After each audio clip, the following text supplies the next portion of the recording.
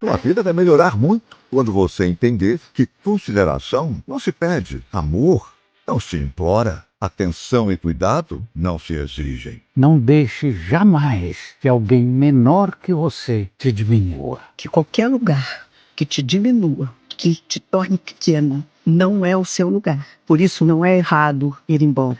Não gaste mensagem com quem não responde. Não gaste palavras com quem não escuta. E não gaste a sua vida com quem não te merece. Não te faça feliz, tá bom? Não insista com quem já demonstrou não querer você. Saber a hora de desistir é tão importante quanto a persistência. Amor é estrada de duas vias. Bem pior do que não ter o amor de alguém é não ter amor, respeito e você. Uma pessoa que te valoriza de verdade jamais se colocaria em uma situação que ela pode perder. Quem te perde, perde muito. Então a gente tem que se amar direitinho, para não ser amada de qualquer jeito por aí.